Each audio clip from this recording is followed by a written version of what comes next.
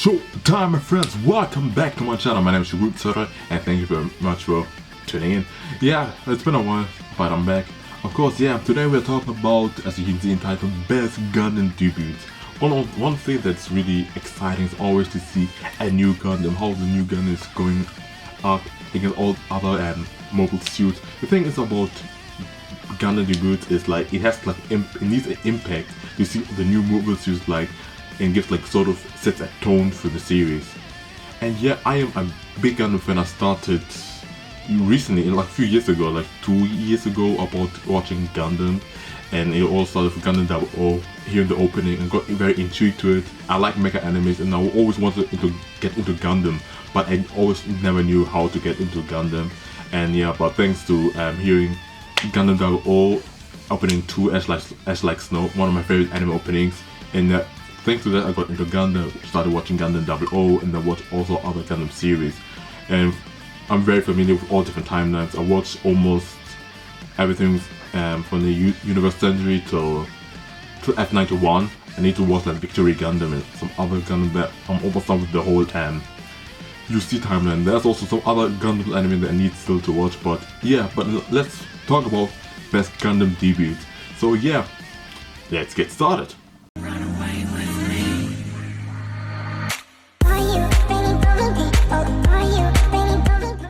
Number 7, we have Gundam Exia from Gundam 00.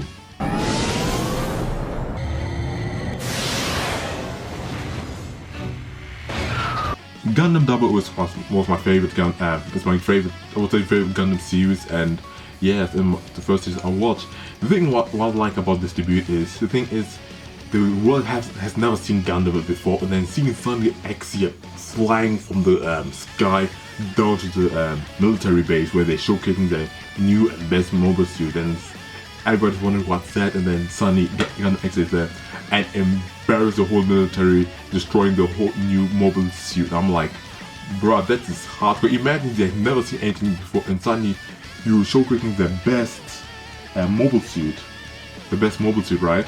And then suddenly some other person, some other group you've never heard about suddenly comes and destroys them. Like, everybody's like, bro, and that's such a cool tone, like how the celestial beings, like the tone of the series, like how they are that different, they're so much above everyone else in terms of mobile suits. Like, it's kind of crazy, and that's why I put it as number 7. And I love Gundam Exia. Number 6, we have Wing Zero from Gundam Wings.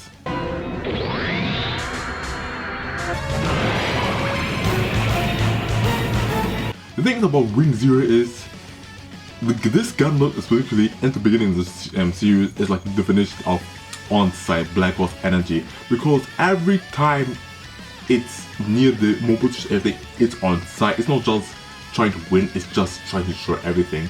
And what kind of crazy is, you suddenly you see a mobile suit very similar to Gundam, to Wing Gundam, and you're like, what's about it?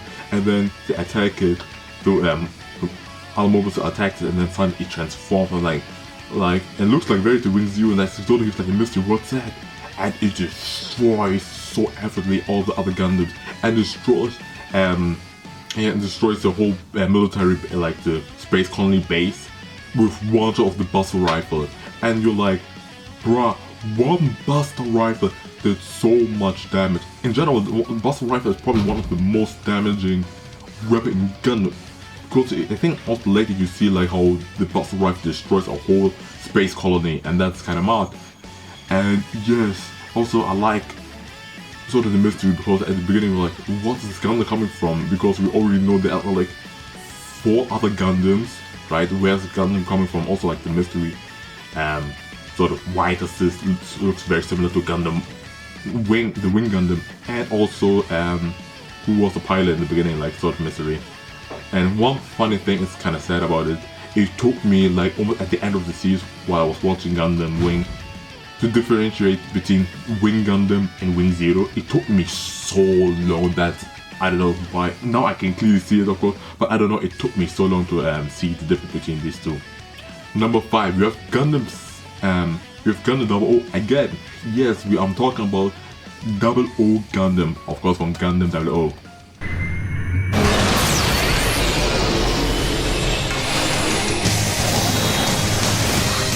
The thing is with Double O Gundam, it was really literally teased at the end of the first season of Gundam Double O, where everything went crazy. So we lost people, Gundams get destroyed, some people are missing, and we don't know where they are. And then the final scene we see Double O Gundam.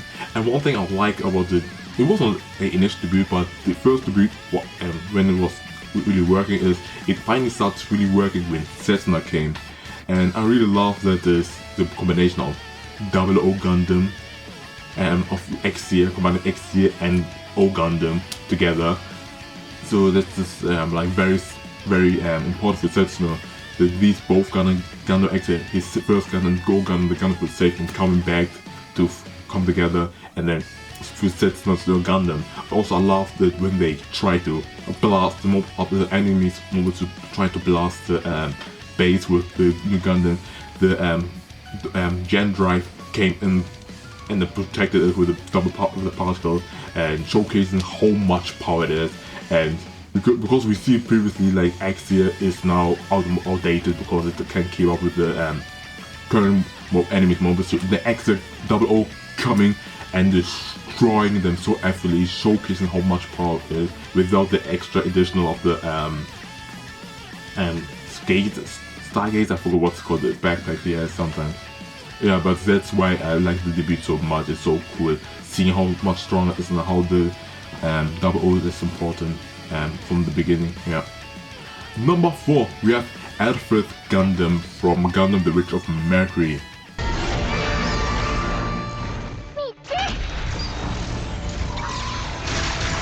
The thing is, we already see like in the prelude that the Lfrith Gundam is being used by Eric's mom, but she couldn't really use it, and then suddenly being used by Eddie, it like gives like different vibe, because like, oh my god, and small kid is connected to the Gundam, and that's kind of terrifying. It's like this also, like the movie makes also like terrifying, like give the feel like, oh no. But the thing is that Lfrith Gundam is only so good being used only by Eddie is kind of mad, and also he's fighting against enemy mobiles while not realizing that she's fighting for her and her mom's life at the same time. Well, the scene is also kind of a little bit messed up, because she's killing all these mobile suits with the pilot and doesn't realize these are the what's happening right now, because of course she's thinking like these are stars, and like gives like this tone, like sort of like messed up feeling, because oh no, she thinks it's a game, and then escapes with her mom. We know what happens later on with the story about Addie and everything, and it's kind of the more you think about it, it's kind of messed up how she's like connected to the Lfrith Gundam and Addie. Now we've got top 3. This can be a bit controversial. It's from number 3, Freedom Gundam from Gundam Seed.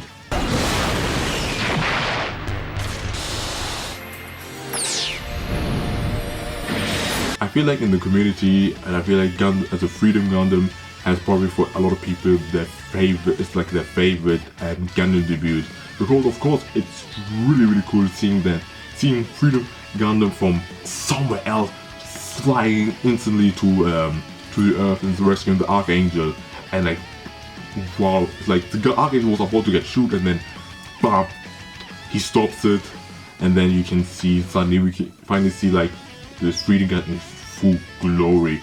And with of course one thing that makes it so much more engaging, beautiful, is we hear Meteor. Finally, Meteor is the theme song for Gundam, for the Freedom Gundam, and fits so well, and that's so cool how they perfectly integrate it in the scene. And then you can see also how more powerful it is. But unfortunately it's not higher, because I feel like we didn't see doing a lot. I mean, he stopped the sort of the fight in between our body. We didn't really showcase so much, even though he fought against the Dual Gundam, and he could have killed him instantly, but he didn't showcase how much more easy it is compared to the Strike Gundam. But oh well. Yeah. Number 2 we have Gundam Barbatos Lupus from Gundam Iron Blood Orphanage.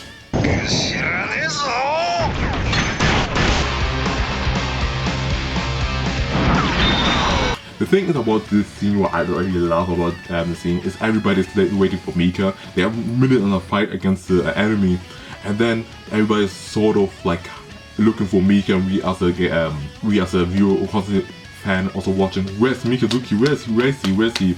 And then suddenly we hear something, everybody looks up, and then we see like what's happening, and you can see suddenly Mika regaining his limbs and like his body bag, part of his body bag, and yeah, that's just so cool. Like we see him we haven't seen the Gundam itself, but we see him just in the middle, and then right, bam, he press the button and then loads in, and then one thing that's so cool is he's with weapon ready.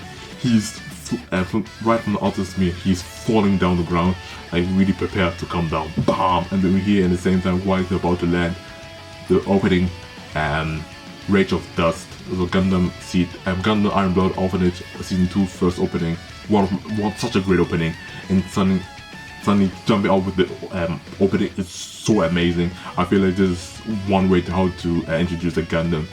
And of course, while he's flying down, he already shoots, and you can see everybody like, damn. And we see he's sort of directly in action with his weapon and then destroying Gundam. I feel like this is one of the best scenes and one of the best Gundam debuts. This way it's number 2. But before we go to number 2, there are some honorable mentions. To the OG, the RX-78 2.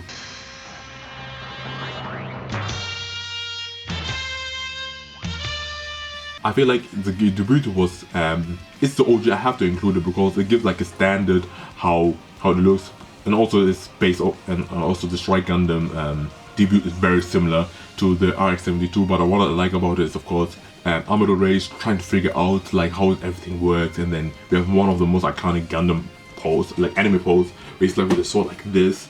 I don't know, I will show it probably here.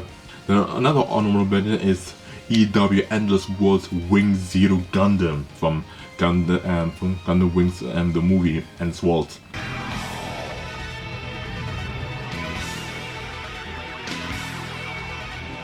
The thing that makes it so cool is, and this is just an honorable mention, is the Wing Gundam, because in technically it's still Wing Zero, but of course the movie has like a different version, and we see how it, we haven't really seen it, unless like in a short like recap what happened in the first in the anime. Then suddenly finally seeing the Gundam firsthand after almost like the movie at the end of the movie, and seeing how it comes out, it's like with the elegant, how the wings fly out. It's such elegant and beautiful, and that's why it's one of the most beautiful Gundam, especially because of the wings. And of course it looks a bit different, right? It's more like a white, blue, greenish compared to in the anime it's like a white, blue, reddish. But yeah, this is such a beautiful anime, especially the wings. Just honorable mention because still the Wing Zero and didn't do that much impressive, even though it has one of my favorite scenes in Gundam, how he just shoots down the basement. Another honorable mention is Unicorn Gundam. Yes, Unicorn Gundam, one of the most beloved Gundam and one of the most arguable strongest Gundam in the Gundam series.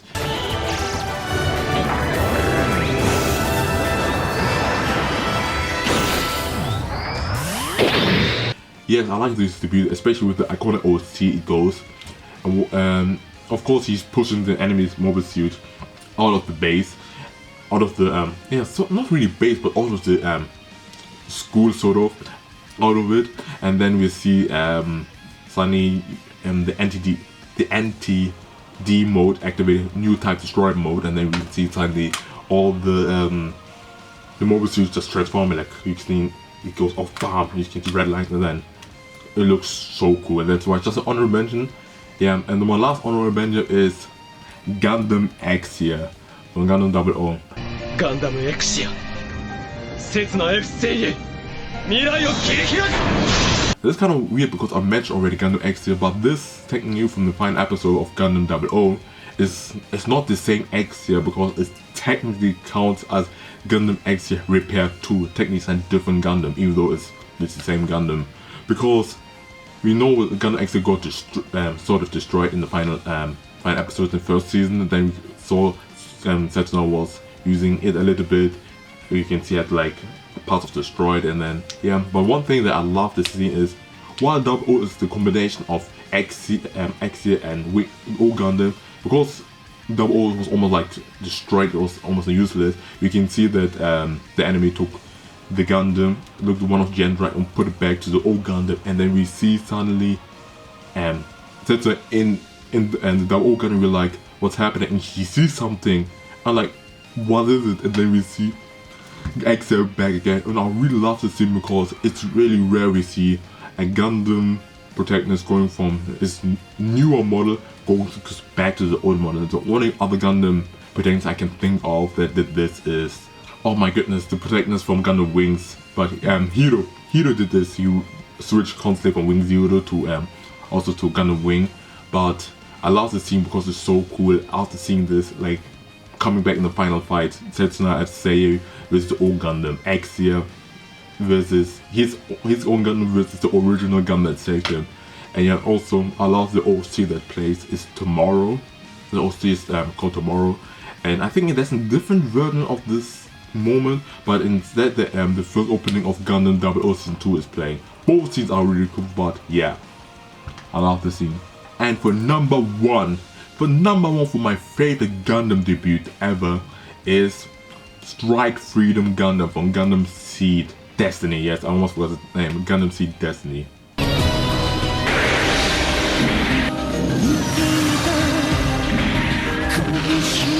The thing is, why I love this so much more than the Freedom Gundam. I know Freedom Gundam is iconic. It looks beautiful. After the Freedom Gundam, like a real great gunpla of it. But what makes Strike Freedom so much better is, in my opinion, of course, it was in similar and dice situation in space, and seeing Strike Freedom, seeing Kira, Strike Freedom activated, Strike Freedom system, Kido.